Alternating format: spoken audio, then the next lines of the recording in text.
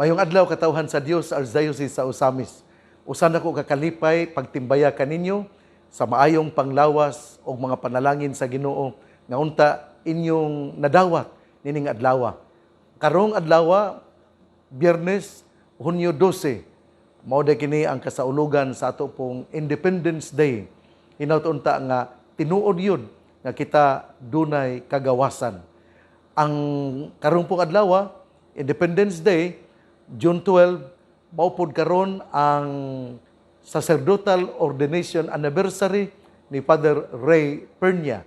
Ato siyang iampo ang iya karon nga pagka ika-30 katuig sa iyang 1990 siya na pari. 1990 ika-30 katuig sa iyang pagkapari. Atong iampo si Father Ray Pernia, ang kora paroko sa Tabid.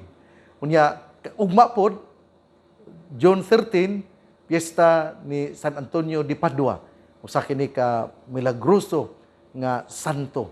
O ako kini gisgutan tungod kay kini manggod ang akong una gyud nga parokya didto sa Santa Clara. Nya birthday pud ni sa ako nga pinangga nga apo si Dodong Kiel, si Ezekiel de Asis Turco nga taga Santa Clara, Basilan.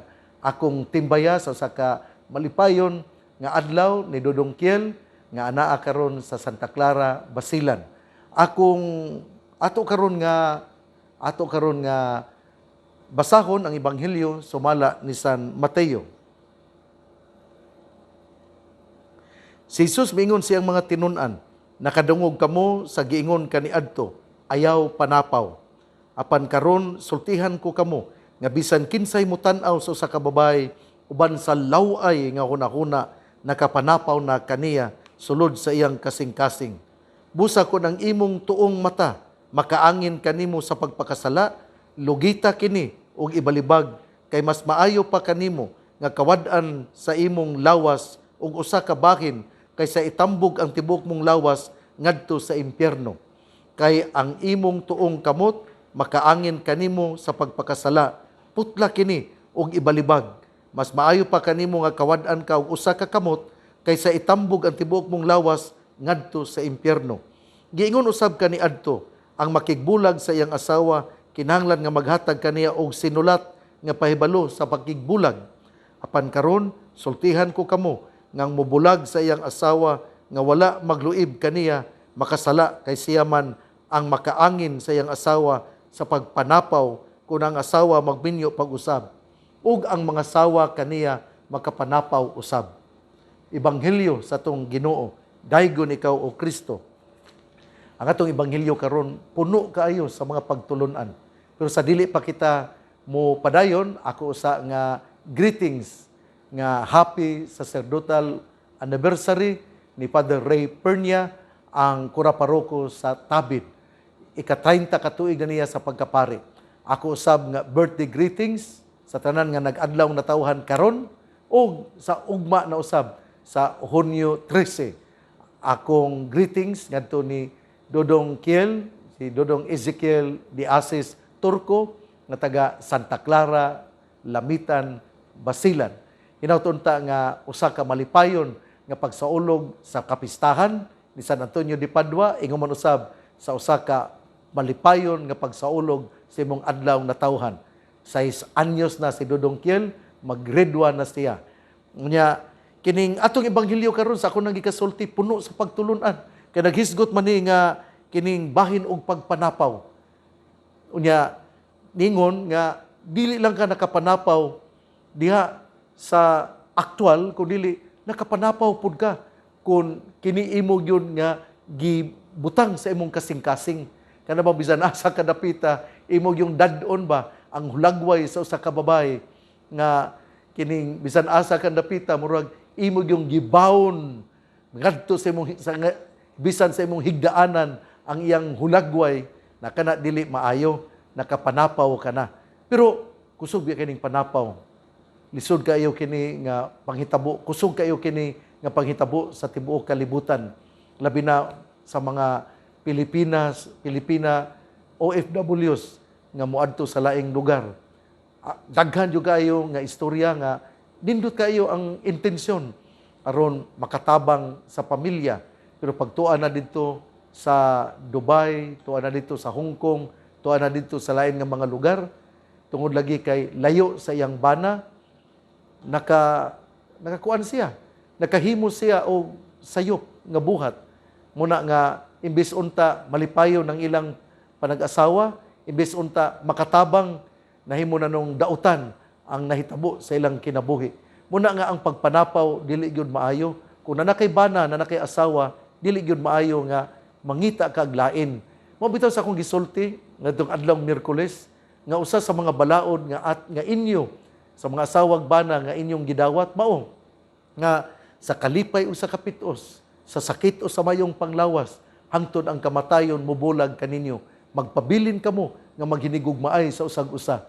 Ug inyo kining gisaad at tubangan sa altar, din ang testigo niini, ang nakadungog niini, mao ang Ginoo.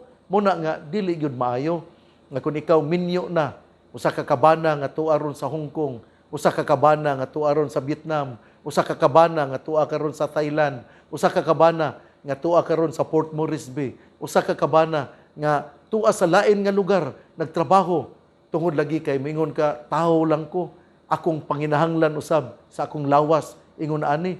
Munang nakasala ka na dili gyud maayo. Muna nga importante gyud kaayo nga kita mo disiplina sa atong kinabuhi, nga kita kay balutang mo disiplina unsaon aron ang mga tentasyon mawala sa atong kinabuhi. Paningkamot kung tagod, mao man ang importante kana bang we try to struggle in order not to fall to temptation. We really work hard in order that our consciousness will be always devoted to the Lord. Mo gini importante ingon ana. Pero kung ang imong pangunahuna lagi mo na nga kanabang lawasnon ra gyud permi, mo nang madaot ka gyud, makasala ka gyud. Muna nga ang akong advice sa mga asawag bana nga nagkalagyo ay hinaut unta nga magmatinud-anon kamo sa inyong mga saad. Daghan kaayo ang nakasala niini kining pagpanapaw tungod kay ila man nga gihatagan og gibug-aton ra gyud ang ilang panginahanglan sa lawas. Ang kinabuhi dili man para lawas lang, ang kinabuhi na usab ang Ginoo. Muna God first in everything. Mo gina importante gyud nga atong hunahunaon sa atong paglihok nining kalibutana. Unya ang ebanghelyo pod naghisgot bahin gyud kini sa pagpakasala. Kung ang imong kamot nakasala, putla kini. Kung ang imong mata nakasala, lugita kini. Adili gyud na we should not interpret this literally. Kadaghan ka pila ka kabuok ra no nga atong makit-an nga kumpletong mata, kumpletong kamot, kumpletong tiil, kumpletong dila, kumpleto og uban pa dinha. Nga naman gibuhat man doon naman di mga kuan.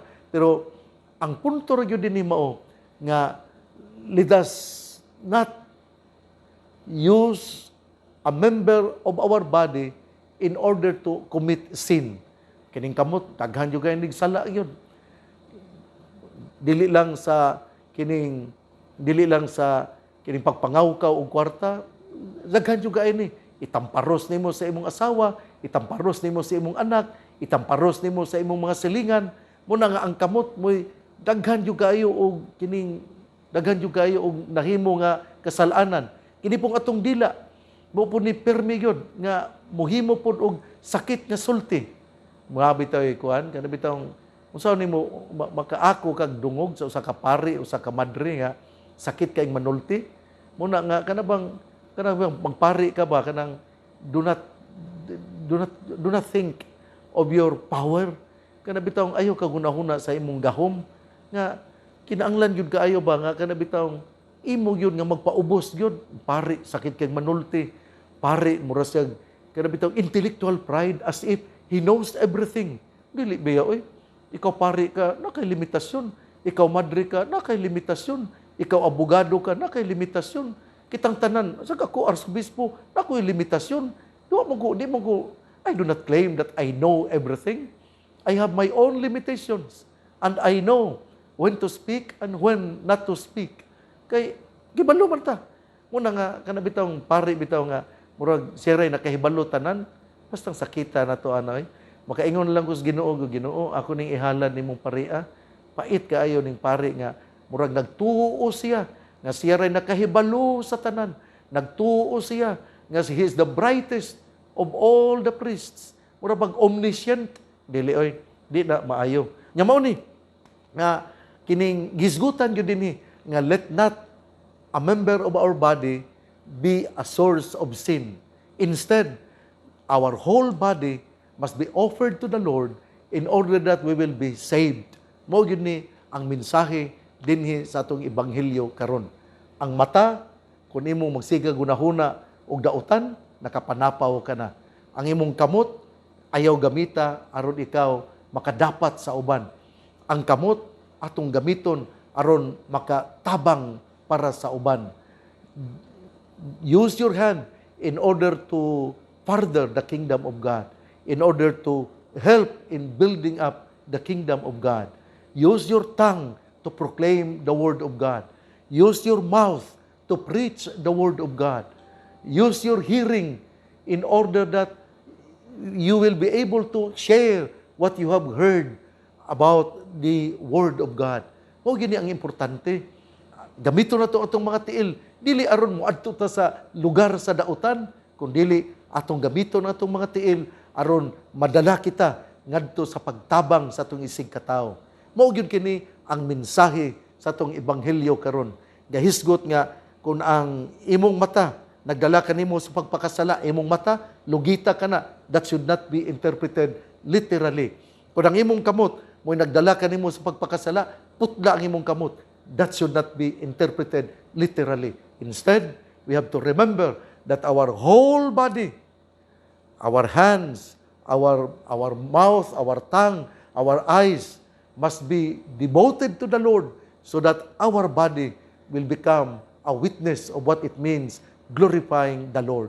Nga ang atong lawas, ang atong mga kamot, mga tiil, atong ihalad ngadto sa Ginoo. Dili aron gamiton aron pagpakasala.